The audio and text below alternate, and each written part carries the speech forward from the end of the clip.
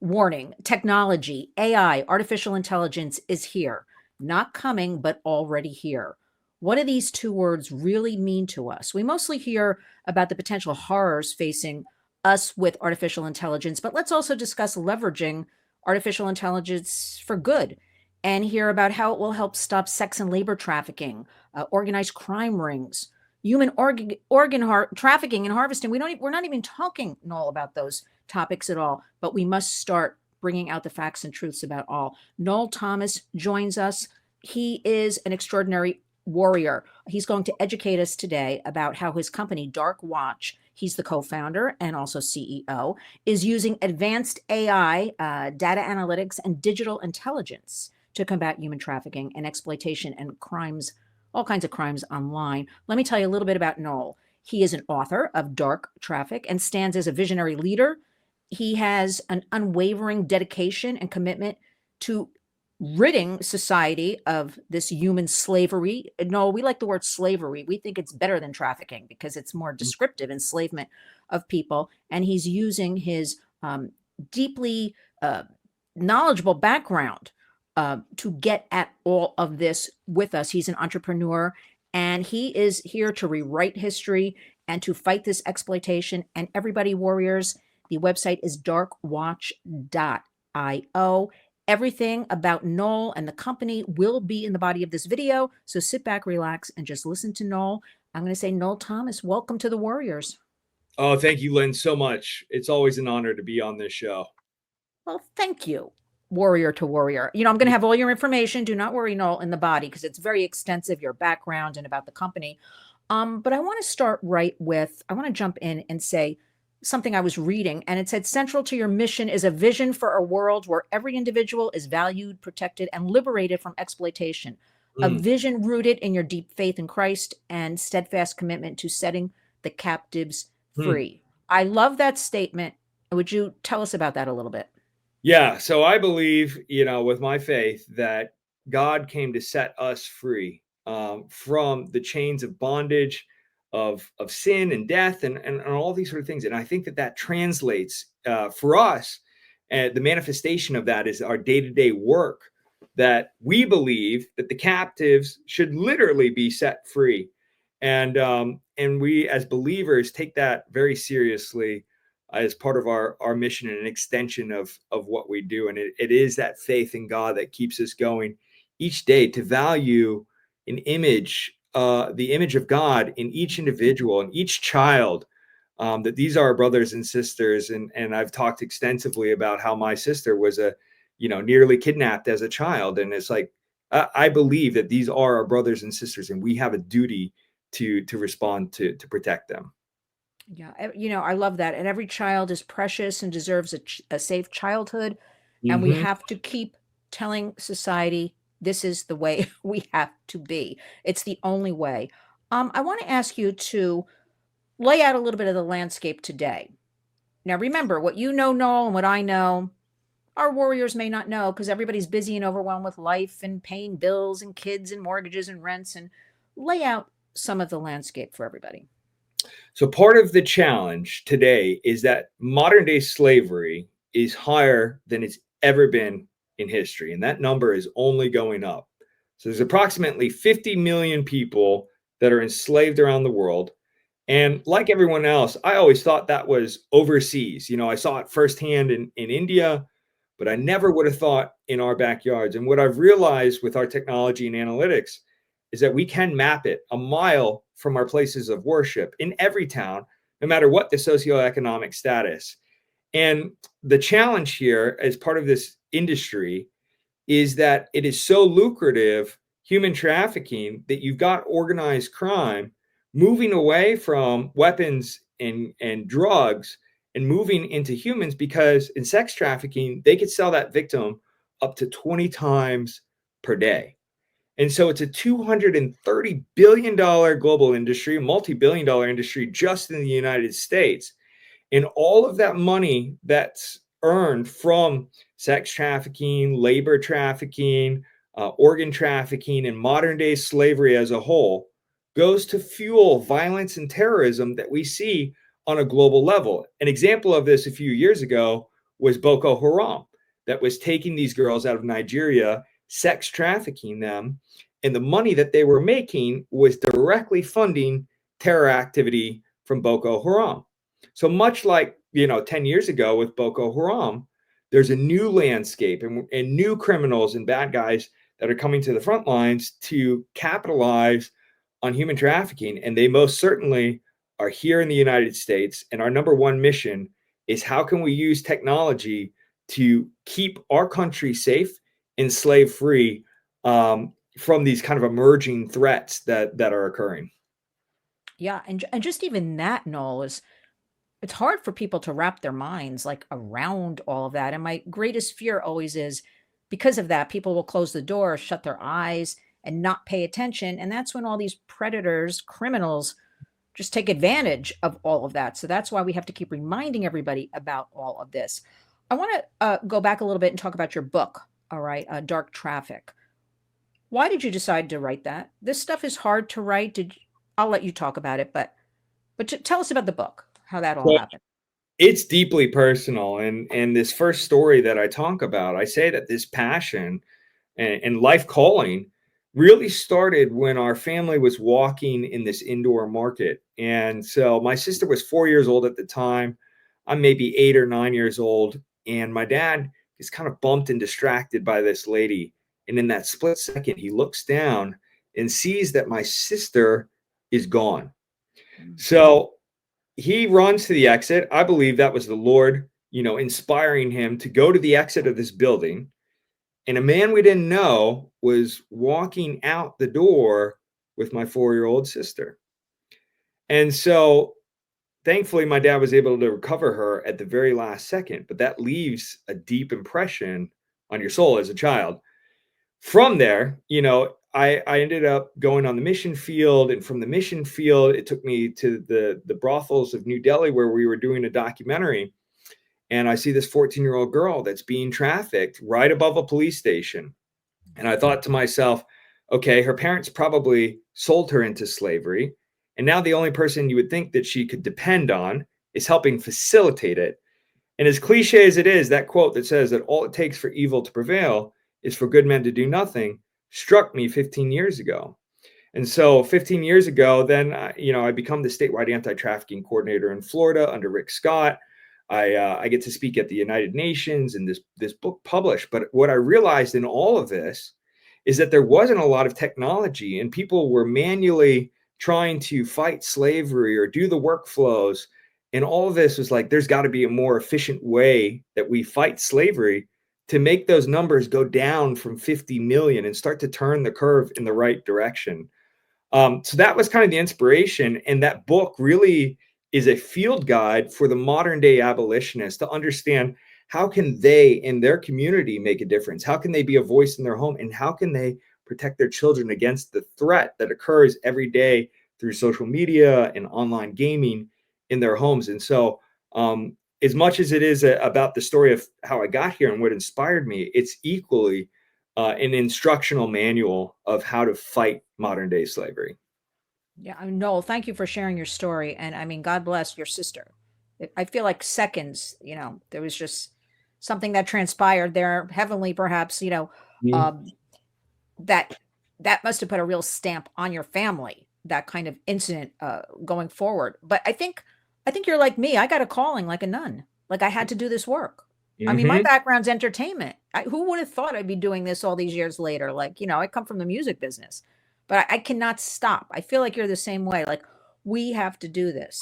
We have to be, leaders in this and educate everybody. I want to point out, so our hashtag at the Warriors is community creates change. So I Mhm. like that you brought up while we fight on maybe higher levels, everybody in their home and community must do something and everybody can do something. That is why the book is Dark Traffic, a tutorial or a guide or can help out as well. Mhm. I want to ask you now about the company. Should we get into that? Tell us Absolutely. about, I mean, it's a natural progression, but tell us how that came about because it's no easy feat to Mhm. start any of this, a company, a business, and on top of it, with this topic. I don't even want to call it a topic, human trafficking. I really call it slavery because I think it's a better word for people to understand. When I say that, they kind of go, "Oh, I understand." Trafficking, they get a little murky with or scared. That for me, they back off. So tell us this progression of now the company and what's going on. So in 2013, like I mentioned, I was the statewide anti-trafficking coordinator, and I worked directly with Rick Scott, with Pam Bondi in her office, and it was a very exciting time in Florida where we were setting up these models of how to fight slavery on a statewide level. And I got the privilege of going out on one of these raids with law enforcement, and it was amazing to just kind of be part of it, and see it as an observer.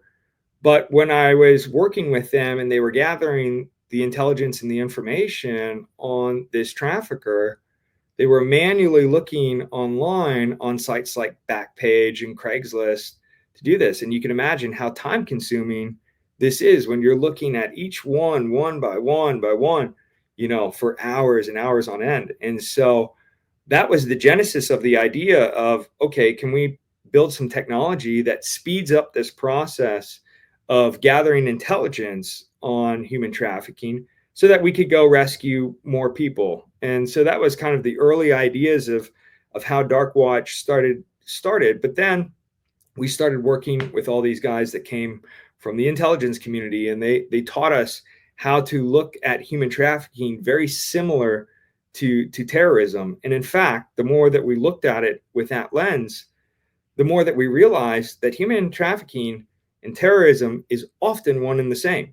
They're often the same bad guys. And so we started building tools for national security, and we worked with the U.S. government. We worked with various federal law enforcement agencies and showed them the convergence between human trafficking and drugs and weapons and all this other stuff that they were looking at. And then, we released a map. I don't know if you've had a chance to take a look at the map, but it shows these hot spots of human trafficking. So now people were able to visualize, okay, human trafficking isn't just some far off problem. It is a mile from our school. It is a mile from our place of worship, and it's in every single community. And so that map has been a galvanizing tool for the movement. Resources have started to come in and flow. And the next phase of this company is, how do we bring AI to these investigations, and how do we use AI to streamline these searches and connectivity between organizations, and really put the analytics so we've got good numbers and we could build policy and strategy and in budgets around this. And so I believe that AI is not just a tool for evil, it can also be a tool for good. And the AI can help to assist the counter-trafficking movement to be more efficient in the day-to-day work that they do. I'm that's what I'm trying to also point out, because we're usually hearing the horrors of AI. We're not hearing how we can really leverage it for good. So when I saw you give the presentation on the phone call a week ago or so, I think it was a week or so ago, and I saw that map, that made me sit up, because people are visual. So now I can present a map. It's easy lifting, I call it, for the public, for the warriors out there. They see that, they understand it's here, kind of thing. So I just want you to know I'm using your map. That's Thank you. so.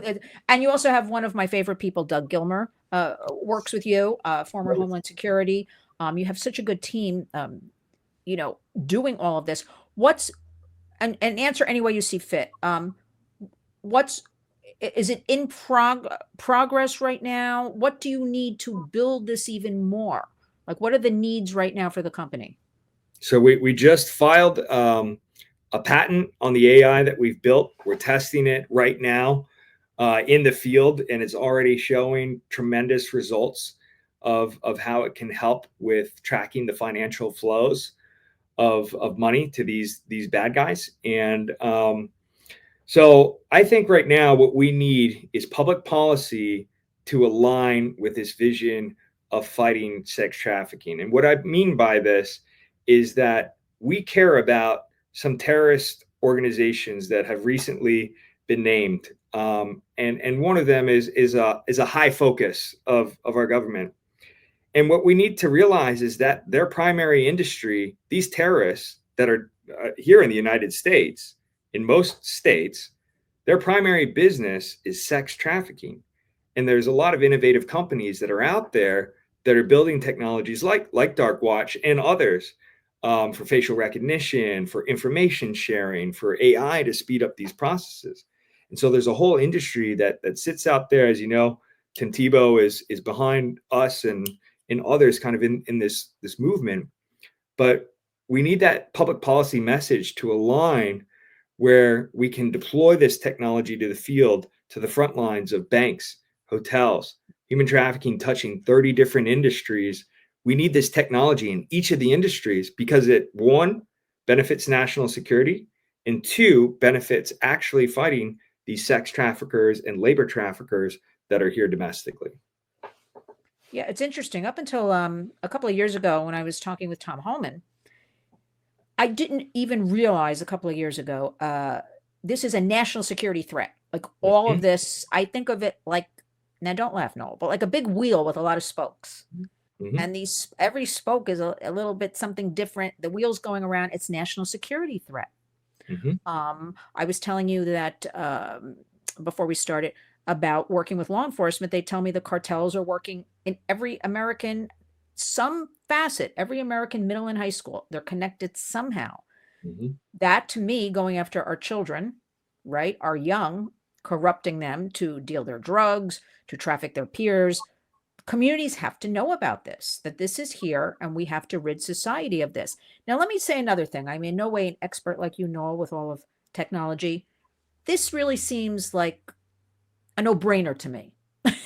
like, like, oh, so why aren't we doing more of it at a mass scale right now to protect our country?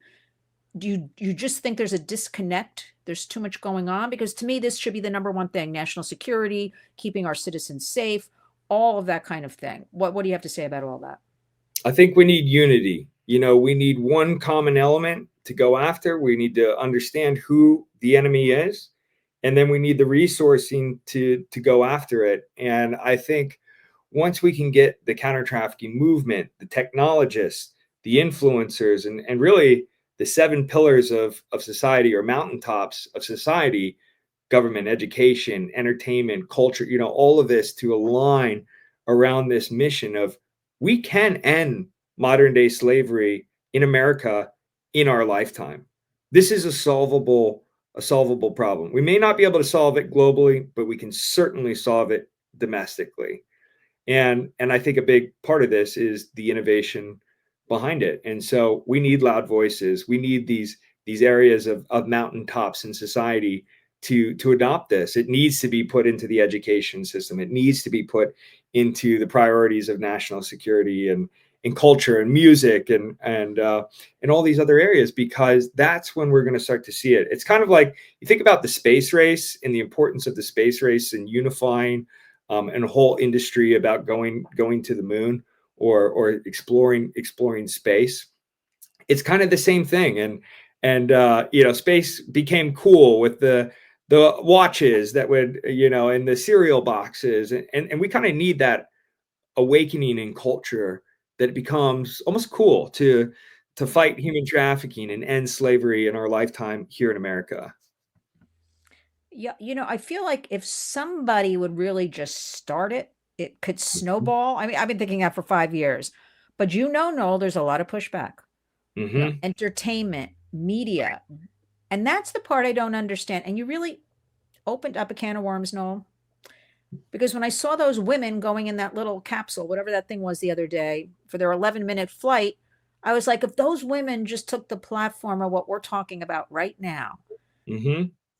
how great that would be. Like that's where my mind went when I saw all the media around that, and they were giving all these interviews and everybody was, clapping. I'm like, wow, could the American public turn out for trafficking? Could you imagine? Because then we would sway a lot of people with this whole, I don't want to say movement, but these are crimes against America.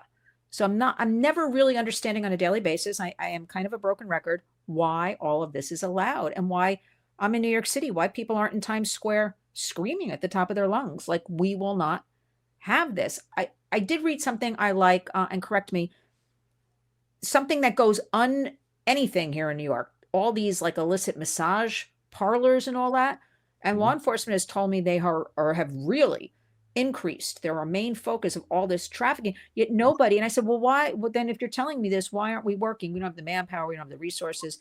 What do you know about that? Because nobody's talking about that too much in the public eye.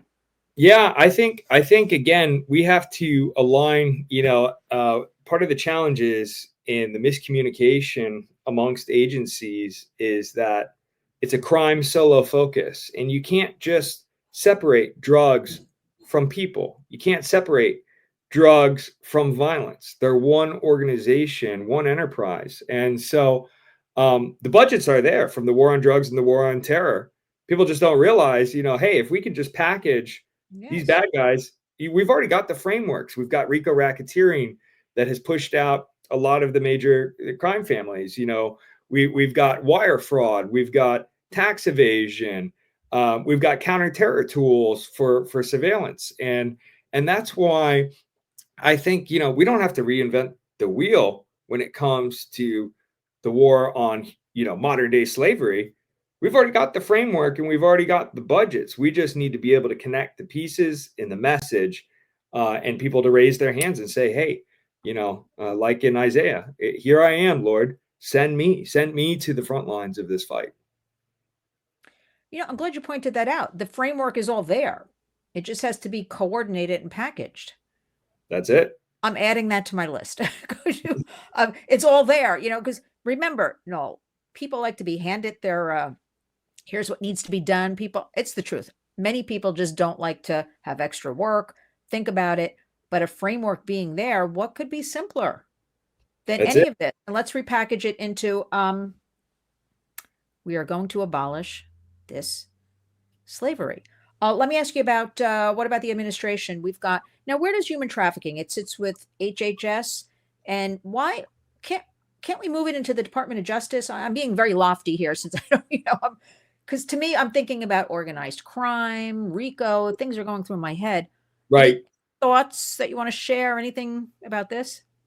Well, I think that as you think about a great unifier and the enemy that Donald J. Trump has identified is Tren de Aragua and these other criminal organizations, is that, I mean, this really should sit with the Department of Defense, the intelligence community. This is a great way to kind of revamp some of our efforts. And what we're realizing is that the war is no longer as much overseas as it is right, at the border. And so I think that Customs Border Protection, Homeland Security, the DoD, and the intelligence community have an incredible opportunity to unify the frameworks and efforts that they already have to attack this problem set.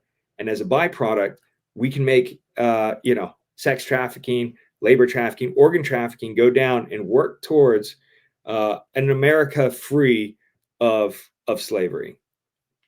Hmm. I was looking at your website. Let me ask you something. If a school district or something wants to, I'm listening to the Warriors. I'm listening to Noel Thomas. And I saw something about a free demo. Can they just go on there and request like a free explanation demo? And because I know if people know about this on the boots on the ground level, no, right? Mm-hmm. They're going to want to know more about this because we deal with schools across the country. And the teachers are like, I don't know, every child has a phone. We're trying to get them out of the classrooms. Like they're overwhelmed. But I'm really thinking a lot of people are going to want to know about this. So what do you have to say about that? Well, I think, yes, we've worked with the school systems. I've spoken at a lot of schools, with the book, and also talking to parents and guidance counselors, because they're oftentimes the first line of defense in sextortion. So sextortion being that crime where young individuals have shared, illicit photos of themselves to someone that they think is a peer, but it ends up being organized crime on the other side.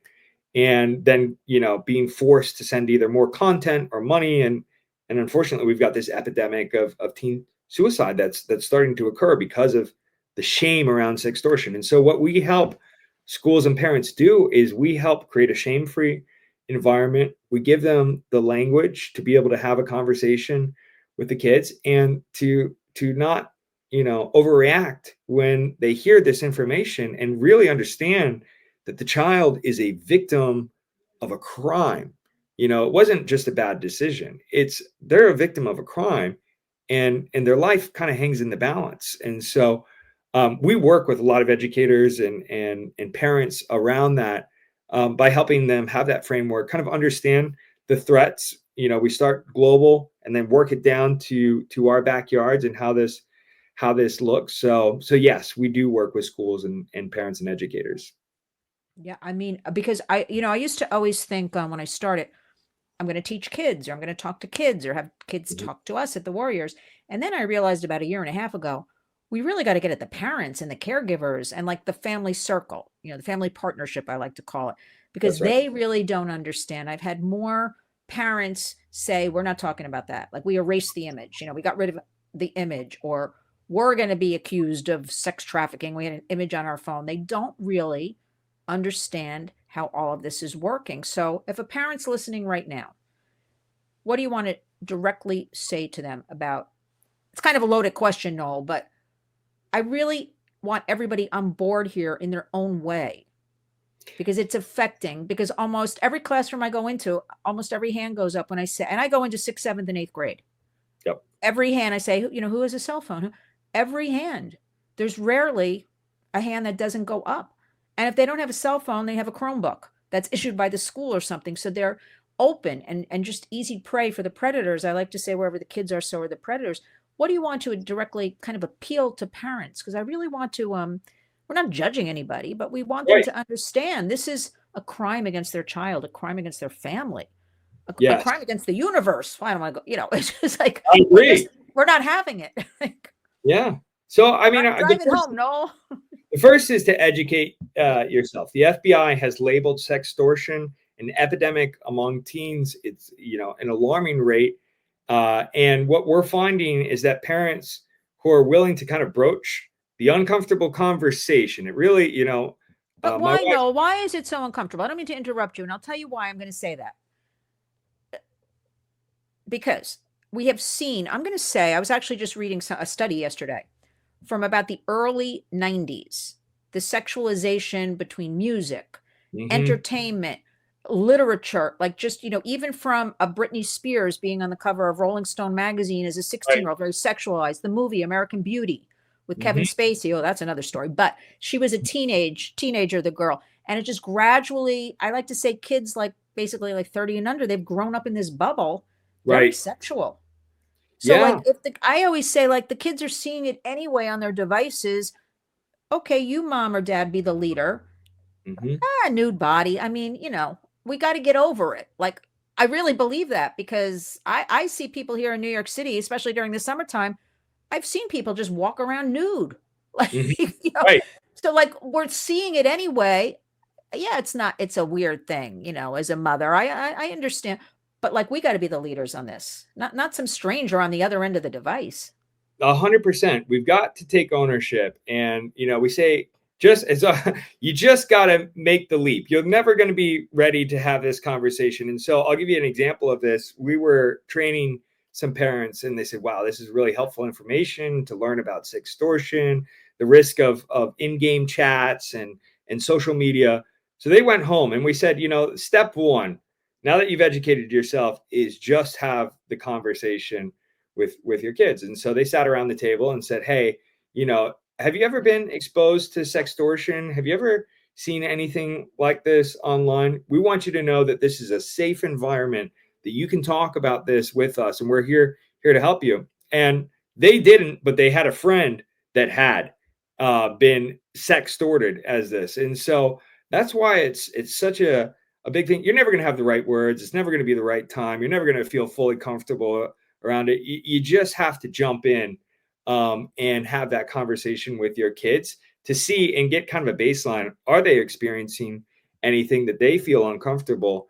And then they need to see and trust their parents as a resource if they ever get caught in one of these situations. Hey, you know what? There is no shame if you ever get, approached by someone online in this way.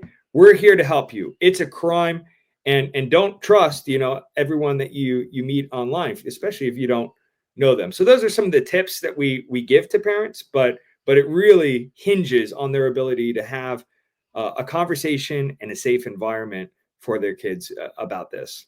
Yeah, I mean, it really boils down to I think starting as soon as a child can talk and walk on age appropriate level, right, Hmm. with how Hmm. everything's going, just open and honest kind of communication. Again, age appropriate, but building that trust and building that ownership, the word you used, and having that child be able to come and knock down that wall, because we have children hurting themselves, killing themselves over a stranger demanding some money or something from them.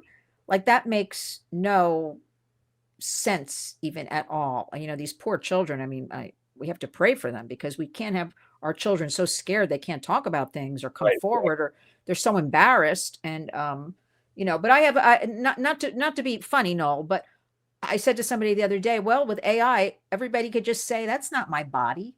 Like, that's a fake body, and not Yeah, be so concerned that's that, right. of the nude image kind of thing. I'm like, no, with AI, you can just say that's not me and just dismiss it that way. But then again, we need you and Dark Watch. Finish us up. Final words. What would you like to say to our warriors listening? Well, I just want to thank you, Lynn. First of Oh, all, you are a warrior. You're on the front lines. You're rallying people around this issue. And I think the thing is that yes, it can be big and scary and overwhelming. But when we break it down to its smallest element, it is not hard for us to have a conversation with our kids, our community, and our place of work. And those are, three areas that we can impact today. You don't need a platform, you don't need any kind of experience, just some basic education, and just talking like you would a friend or to your children. So that conversation in those three domains, you can move the needle no matter where you are in life. And so I just want to thank you, Lynn, for having me and everyone on your show for your passion for these types of issues. not on our watch or your watch, Noel Thomas.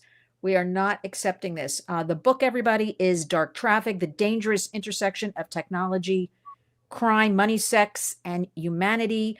The website, again, everything, Noel, will be in the body of the video. I want our warriors to take their time to follow along, is darkwatch.io. Urgent issues, everybody, we need to understand. But as Noel pointed out, it's actually kind of simple. I don't mean to diminish anything. Break it down, what we can do in our own homes and communities. And Noel, I want to say thank you to you, because I think the biggest thing in all of this to end this slavery is the technology. That is the piece Mhm. that can create all of this change. I firmly believe bringing all the different groups and organizations together, but the technology, if we all were on the same, platform with that, we could really do amazing things. And I think that's going to happen. I'm feeling good about it. It's all going on. And certainly with Dark Watch, I have full confidence. So thank you, Noel, for joining us. And also thank you for taking the time. I am so honored that I even know you, and good things ahead because I'm feeling it. And I want to just say you are the true warrior and Dark Watch. Thank you. Thank you, Lynn. Thanks, Noel. Mhm.